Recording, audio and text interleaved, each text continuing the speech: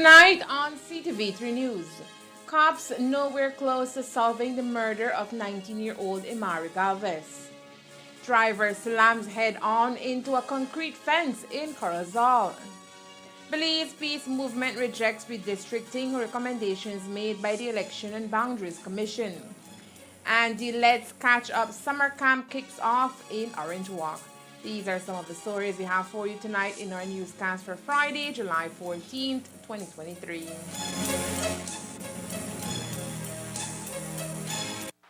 now, the hottest match of the evening. Get ready for action! Here they come. Amazing! They're unstoppable, unbeatable. They have them on the ropes. The heat rises to the top. 1, 2, and 3. They're on fire. Chiladas. Fire up the taste of Belize with the new Chiladas crunchy tortilla taco chips in its hot chili flavor. Fiery habanero brings the heat. They're on fire. Chiladas. From Snackers, done right, done here.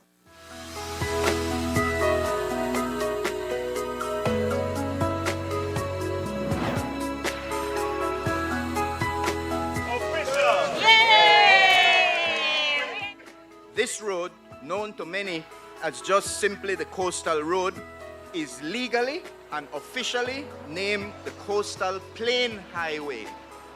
The Coastal Plain Highway has now been transformed from a dusty and bumpy road during the dry season, a wet, mucky, impassable road during the wet season, to a now climate-resilient, fully paved, scenic highway. The Six Road project stands as one of the most advanced among the 13 capital works projects funded under the UK SIF portfolio and is the first infrastructure works contract to be completed. This was within 6 months of the original schedule, and I wish to add, completed within budget. The fact that residents in Gales Point, Mullins River, La Democracia, Hope Creek are no longer isolated when there's heavy rainfall, and that residents, including children and those most vulnerable, can access health, education, and social services despite adverse weather conditions. All this demonstrates the tangible, real life, and positive difference this climate resilient infrastructure is making in the lives of everyday Belizeans. The Coastal Plains Highway is a special road in that it provides an alternative route linking northern and southern Belize. It gives the MIDH the unique opportunity to see in real time the expansion and unfolding of commerce, development, and tourism. Built with climate resiliency in mind, the Coastal Road strengthens our road network and proves Belize's courageous response to the global climate challenge.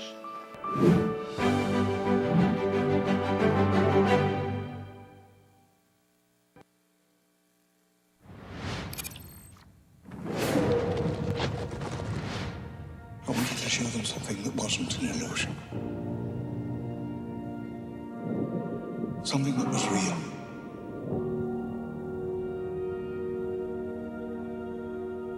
Something that they could see and touch. Humans and dinosaurs can't coexist.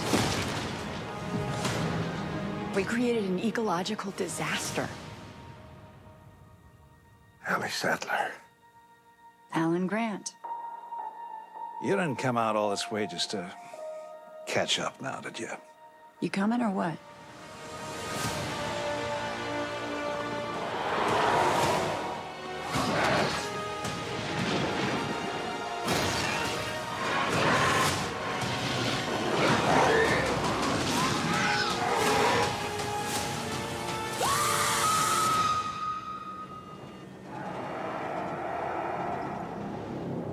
That's another plane, right? Not exactly.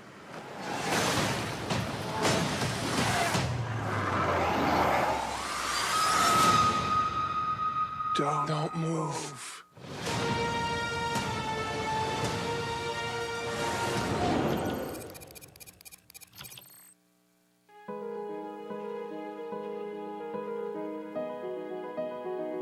Since we took office, the Ministry of Infrastructure has been spending hundreds of thousands of dollars maintaining the shoulders of all the national highways. And while we are cleaning it to an acceptable standard so that it is safe if you have an accident or something, we have encountered that when we clean it, the garbage is at a level that's unacceptable.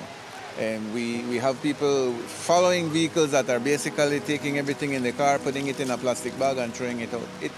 We should be ashamed as Belizeans that we are not protecting what is ours. And so that's a message that we continue to elaborate, and we are hoping that other ministries join us in the PR. We are hoping that all government employees, all citizens of Belize understand that if we do not protect what is ours, it will be destroyed.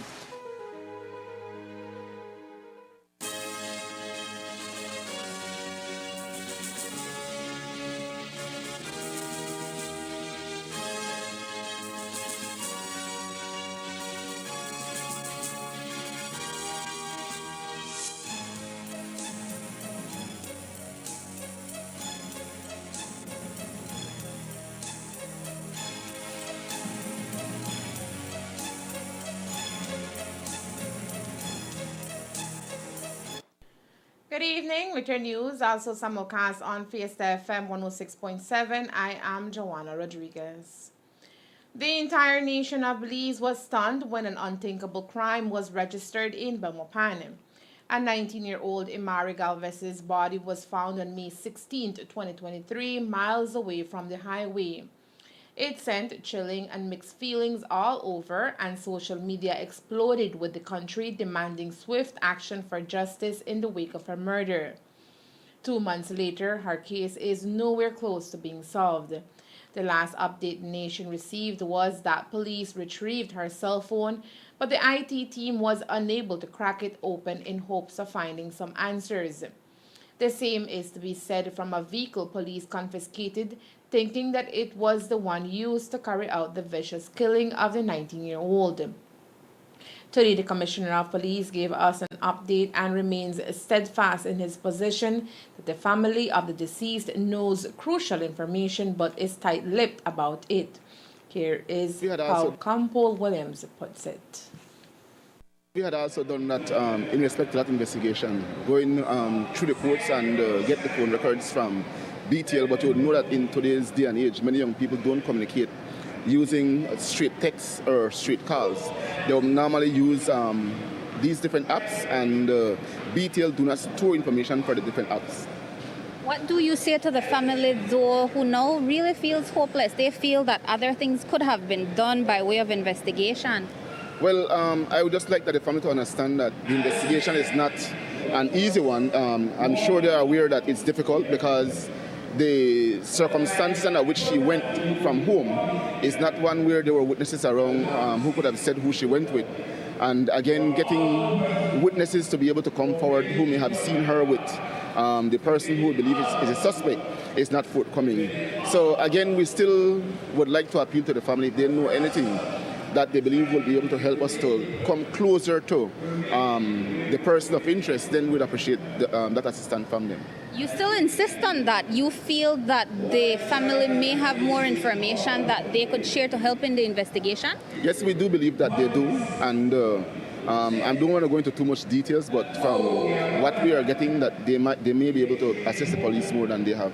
And so then when you did the sweep of the vehicle of the second individual, it's still withheld, so nothing came out of that. I understand that person's cell phone too was held. I'm not going to go into details in terms of the result of the checking of the vehicle, but we did check 2 vehicles belonging to 2 different suspects, and the main suspect that we are focusing on, what appeared to be blood stain was found inside his vehicle. Samples have been taken, and that will be sent to the DNA lab for testing. At least 2 persons were detained shortly after the murder, including Imari Galvez's former boyfriend and football star Woodrow West. However, they were released after police could not pin down anything relating to the murder on them, and they were free to go.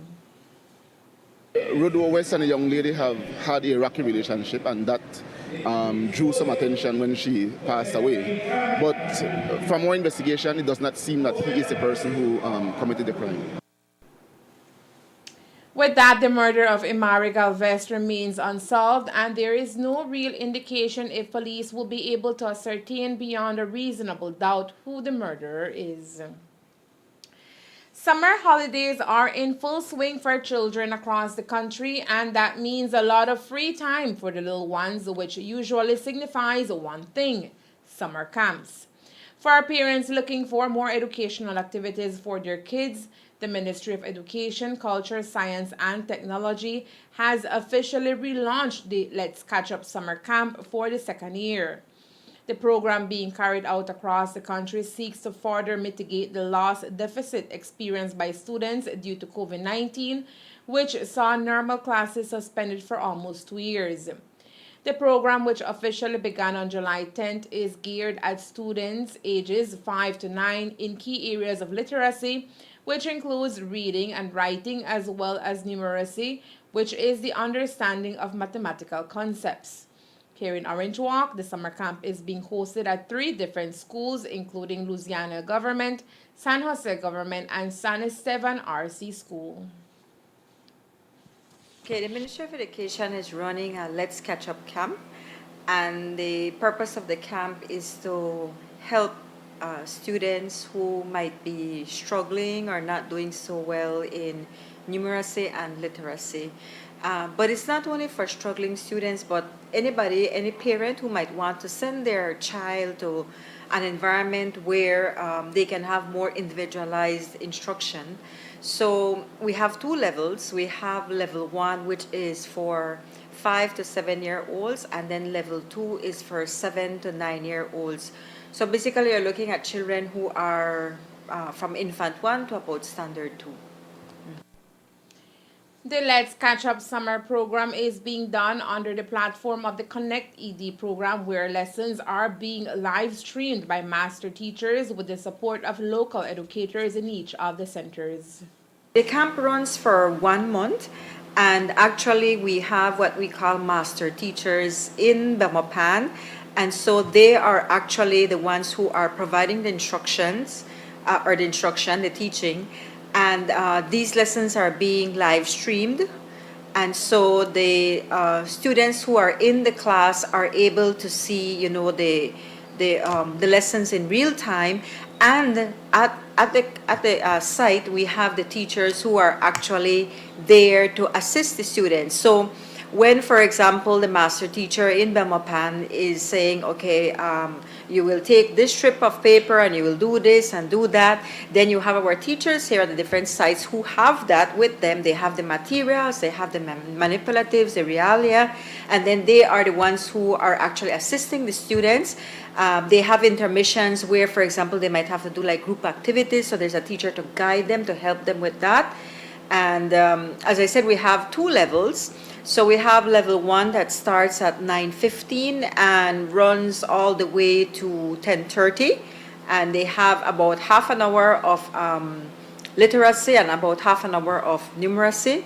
And then we start the other one, I believe it's at 10:45, level 2, yes. And so then again they have half an hour of literacy and half an hour of numeracy, and so it ends at midday. The program is expected to be carried out for 3 additional weeks, and interested students are encouraged to take advantage and sign up. Well, obviously these are lessons that are planned, right? And they're planned based on our new curriculum, right? So these are not just haphazard activities that they come up with. These lessons are planned properly. And so the master teachers are the ones who execute the lessons, and then at the sites we have teachers who assist. And it's based on the notion that we know that we have children who might need more individualized attention. And so the teacher there is there present to provide that attention and help. But like I said, it's also for students who may simply want something to do in terms of reinforcing concepts that they already know or concepts that they will learn, right? The camp is open. I think some people have the impression that the camp is only open for the students where we have the camps running, right? And I want to make that very clear. Like, for example, the sites that we have are Louisiana Government School, San Jose Government School, and San Esteban RC. And actually, the numbers at San Esteban RC and San Jose Government School are a little bit more than Louisiana Government School. And we expected more at Louisiana because it's in town. So I just want to clarify that the camp is open to any student that are within that age gap, right?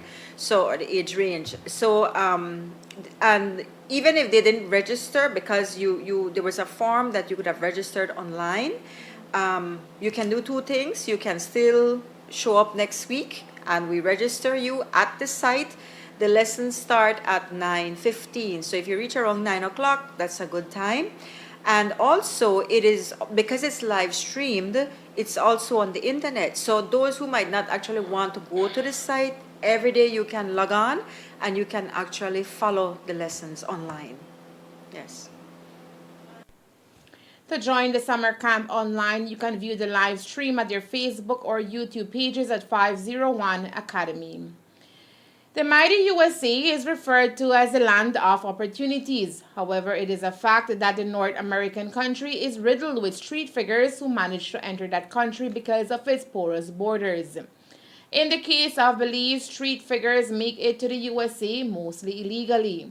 However, the escape from Belize to the USA is mostly short-lived when the Department of Homeland Security and the Immigration Department gets a hold on them.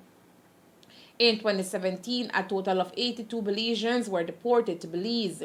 However, in 2019, while the world was grappling with the mortal COVID-19 pandemic, 90 Belizeans were deported back to Belize. It appears that it is happening again, and the media has to compole about it. If we could talk about street figures that had been going to the U.S., I think in some numbers, are they returning now? Are they being deported back? We heard at least one returning to court because he had absconded in a sense. Yes, we have heard of some of them being captured along the way and are returning back to Belize. So we're looking forward to that. But for the most part, some of them went through successfully. Today, following the meeting of the Joint Union Negotiating Team in Belize City, veteran journalist Marisol Amaya attempted to speak with newly established president of the BNTU, Ruth Showman, on the various controversies surrounding the union.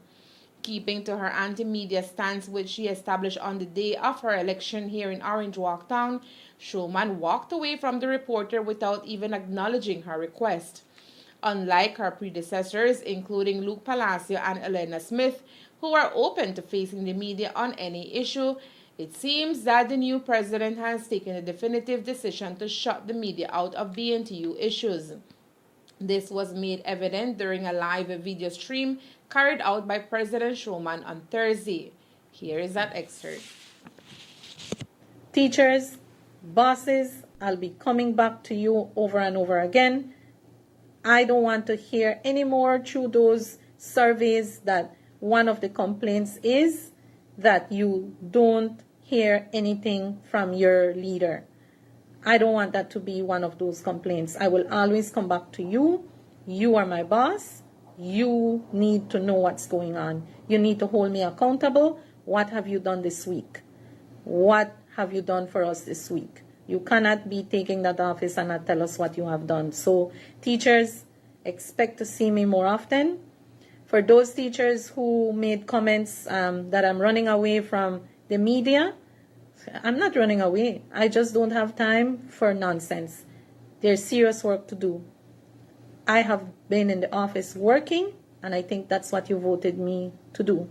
Not to entertain sensationalism in the media, but to do the work for you so that you stop taking cents home and you start taking dollars home.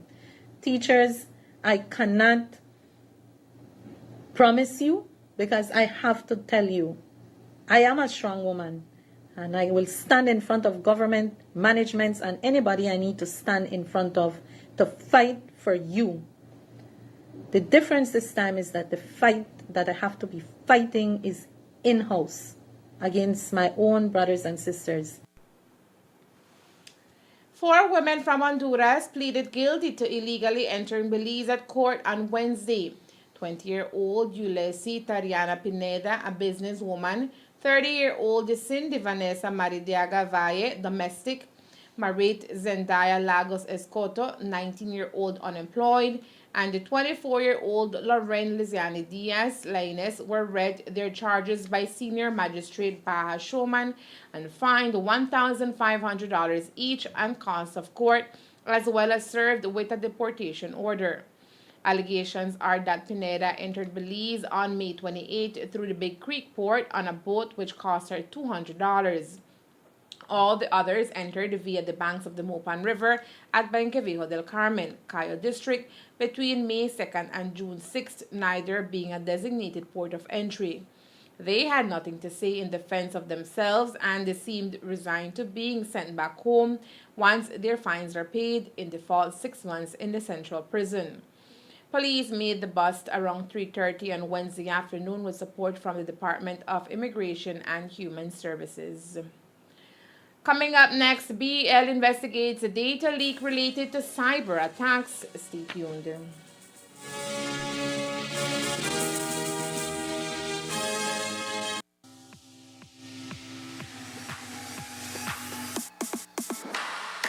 Sign up for Smart Share Plan and save big. Whether you're a small entrepreneur starting up your business, a student on a limited budget, or a family trying to save, this is the plan for you. With unlimited SMS, calls, and data, we help you save. Get up to 5 lines for as low as $30 per line monthly, only with Smart. Sign up today at any Smart showroom or sales manager countrywide.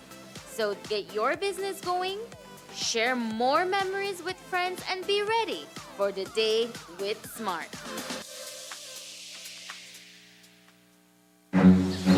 Come on!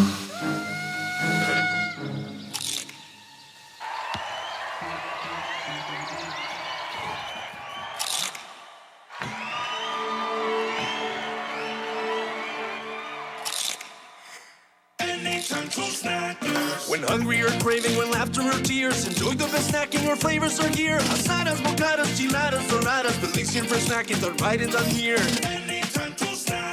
Done right, done here.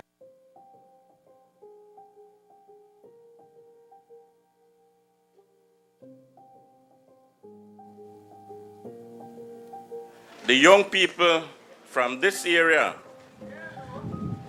will dream about the possibilities that sports and football especially can offer them.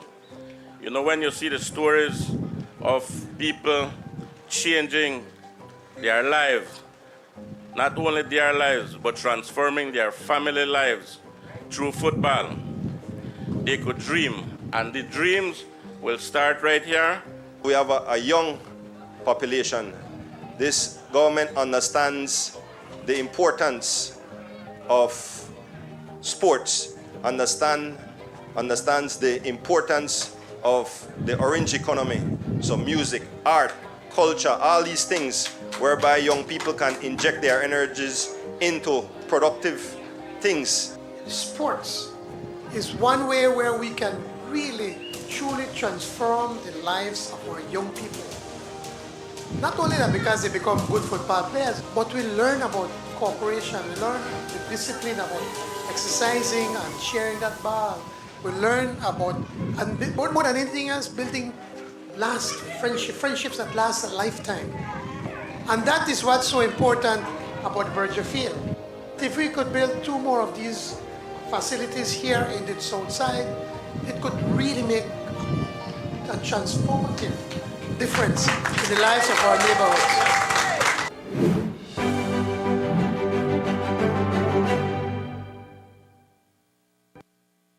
The Statistical Institute of Belize says that Belizeans are lovers of alcoholic beverages and in fact had a whopping 12.7% increase of consumption in the last quarter. We know this because recently there have been major traffic accidents reported for which drivers and or passengers have been drinking, making the headlines in most newscasts. Certainly, it is a major contributing factor to the deadly accidents around the country. Sliding that into perspective, today at hours before the clock trimmed at 5 p.m., another vehicular accident was registered in Corozal town. According to the reports reaching our newsroom, the driver of the red car slammed head-on into a concrete fence at the corner of 7th Avenue in Corozal town after trying not to hit pedestrians at the time. We are told that the driver of the red car remained inside the vehicle until police arrived at the scene. It is uncertain whether or not the driver was drinking, and fortunately no one was seriously injured. Tonight, the Belize Peace Movement has joined in with others, including the government and opposition, in voicing their concern and rejection of the Elections and Boundaries Commission's Redivision report.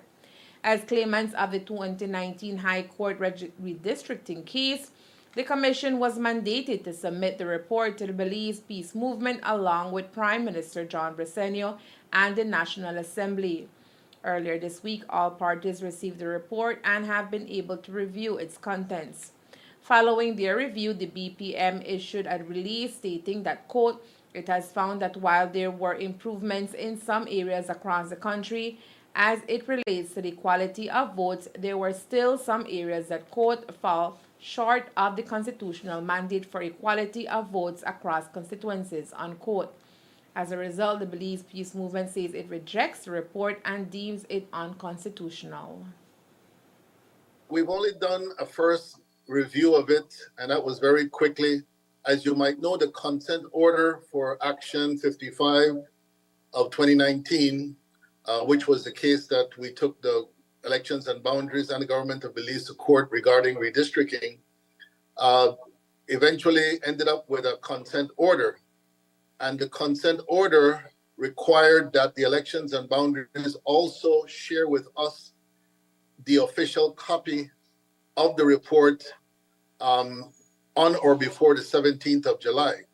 Hence, I believe it was on the 12th, a couple of days ago, that we received our copy, pretty much the same time that the Prime Minister received his, or maybe a day or so. And so we immediately convened a meeting that I believe it was Wednesday night, and to have a first review with our attorneys of it. What jumped out at us immediately, and that's why we concur with the concerns the Prime Minister mentioned in one of his interviews, is that the international norms do call for 15%. And in fact, the special expert to the court special expert, actually stated that in his report to the court, that most democracies actually aspire for 5%, but 10 to 15% was the norm. And in very extreme, I think there was only one case he cited that was an extreme case, which was, I believe, North or South Korea. I believe it probably was South Korea. So certainly when we looked at them assigning a 25% plus or minus deviation for 30 of the constituencies, and then leaving San Pedro at 35, that is not going to fly.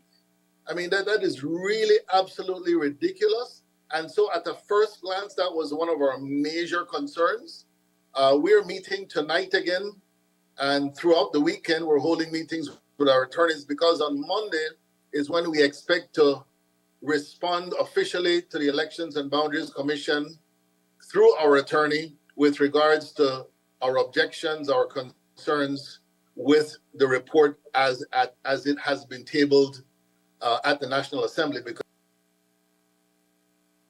And with their concerns now identified, Lopez says their attorneys are drafting a letter that will be issued to the Elections and Boundaries Commission early next week in hopes that the Commission agrees to rectify the concerns they raise.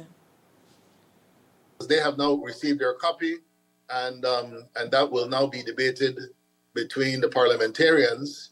And so I can concur with the Prime Minister's concern that this plus minus 25% for 30 of them, and then making an exception to 35%.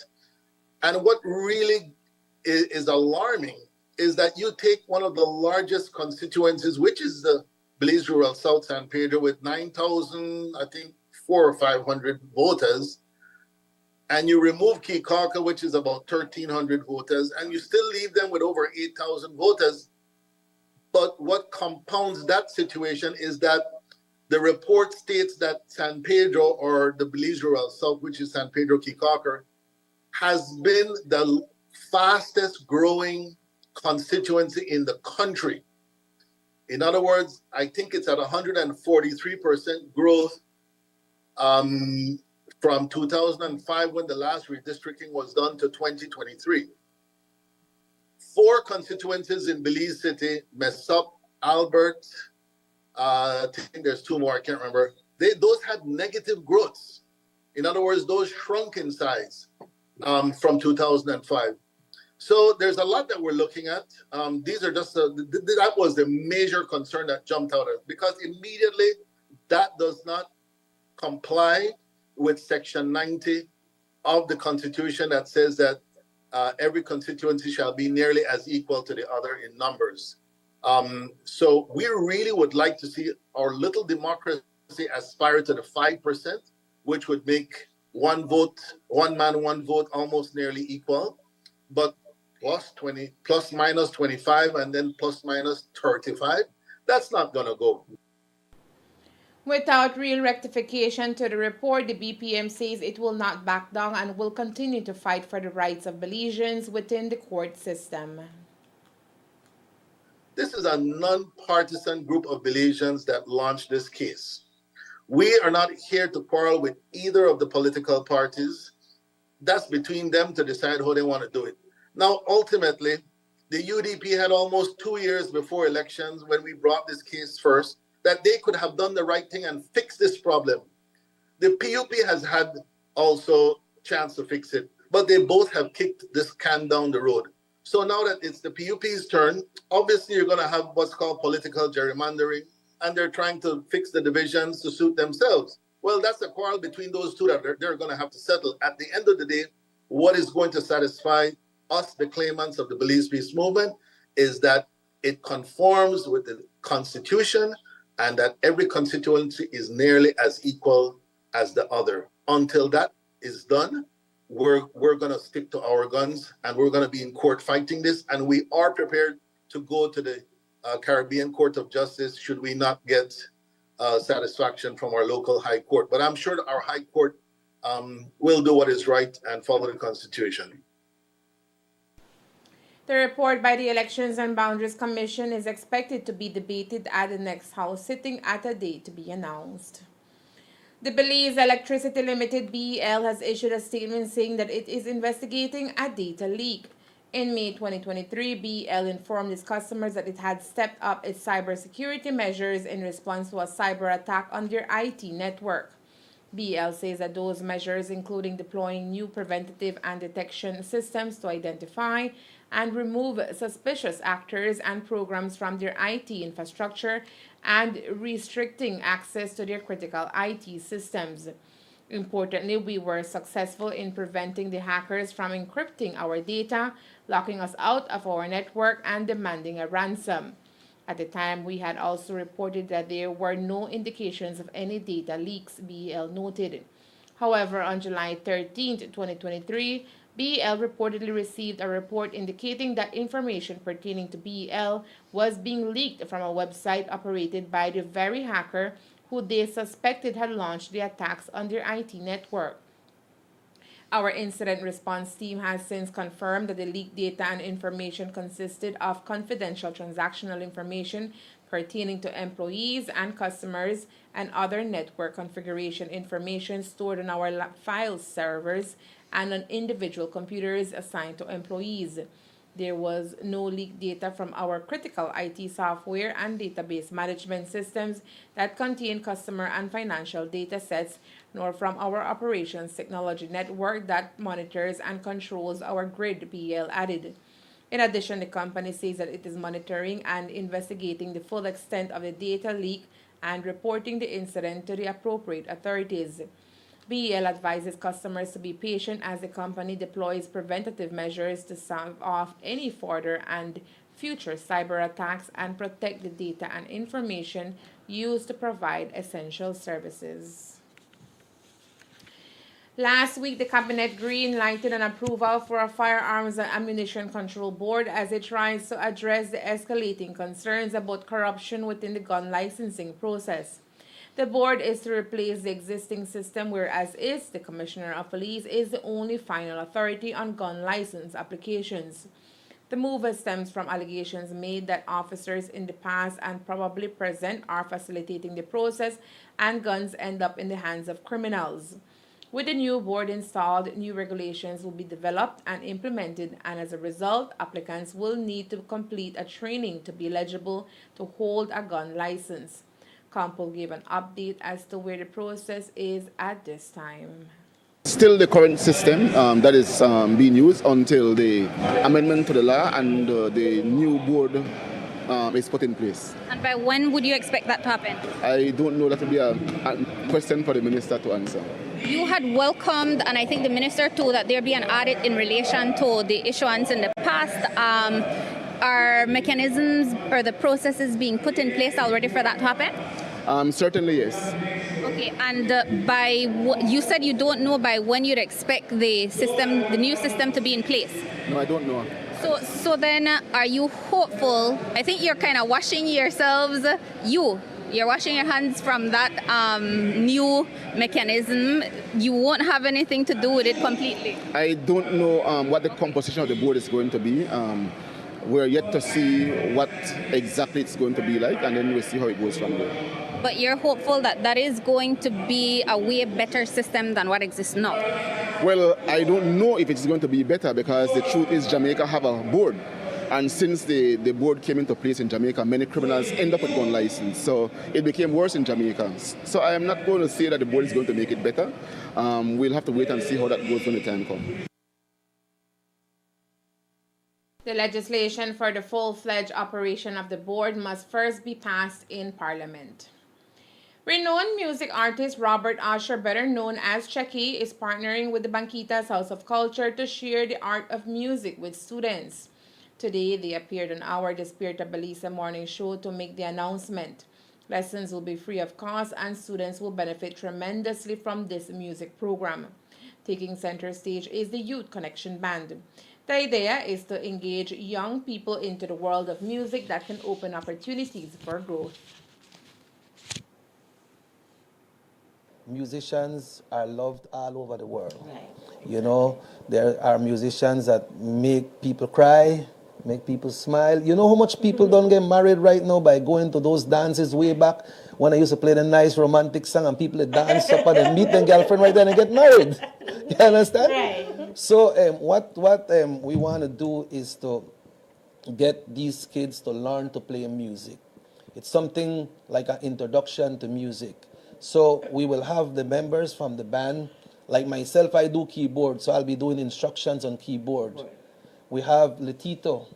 He was an original member of the band when the band just started. Oh, really? Yeah, he was an original member of the band. We all started together. That's like 40 years ago, or more than 40 years. Mm-hmm. So he will be doing guitar, because he's a very good guitarist. He does keyboard as well. Then we have Albert. Albert will be overseeing everything, because he does guitar, he does bass, he does drum, he does keyboard, he does singing. He's a director as well. So we'll be bringing in the members of the band to teach these kids how to play music and to do it in a positive way. And at the same time, we want to bring in some motivational speakers to talk to them, to let them know about this program that is going on and good things that are good for them in the community. This program will be going for 2 weeks. We start on Monday at the Banquitas House of Culture, and Cindy indicated earlier that all spaces are full. So unfortunately, no one else will be able to register. But we never really want to take a lot of people and want to look, we cannot accommodate them. Right. And the idea of this always coming also is at the culmination of the program. The Banquitas House of Culture has other programs. We want to put like a show together and try to see if we get some of these participants. Maybe someone can play a keyboard, someone play a drum, for them to put a A band, like a band together and right? perform. Right, that would be great. Yeah, so that's part of the initiative as well. As can be agreed on, music is an art that soothes the soul. It is the universal language that can be understood and appreciated by people of all cultures and backgrounds. The program that begins on Monday will be holistic to fit a position for each participant. We have the keyboards, we have the guitar, we have the drums, we have the bass guitar as well, and of course the vocals. The vocals is very important. Okay, and I think that's going to be the main part of everything, finding the singers. And there is some kids out there that has some very powerful voices. You know, I will be cooperating some musicians from Corozal as well to come in and do a couple days, you know. So what I might not have, that person might have. And these persons we are talking to, they are willing to come. Right. So we'll be bringing them in. And I want to encourage the parents, you know, to take them 2 weeks and make your kids and stay off of the electronic things. So when they go home, we might give them a little lesson, make them study that. Right. The persons that have their keyboards at home, they could practice as well. We will be having keyboards there. We have drums, we have guitar, and we have bass. But if you have your own instrument, you can bring your own instrument as well, because this thing, you say like how you used to your computer. Right. Maybe if I go on it, I know used to your programs that you got there, right? Exactly. But if somebody got their own keyboard, they don't know how the keys then feel, because some of them are weighted keys, some of them are semi-weighted keys, and they know the octaves how they stand, you know. So there is C, D, E, F, G, A, B, C, C, D, E, F, G. That's the keyboard right there, and that's all the chords that you have. C, D, E, F, G, C, D, E, F, G, right down. You know, that's plus you have the sharps, but then are some of the fundamentals when I teach the kids there as well, because you know I make you just learn to play a song, and then you know the reading of the instrument, which key you're playing in, which key you're holding, and especially when it comes to the singing, you know, the singing, they have to make sure that they're in key, because I could sing a song and I could say, man, I go into my bathroom and my neighbors and tell me I sound good. But when you're ready to go on a training, then it's different. The end result is to have participants synchronize with music at a great level.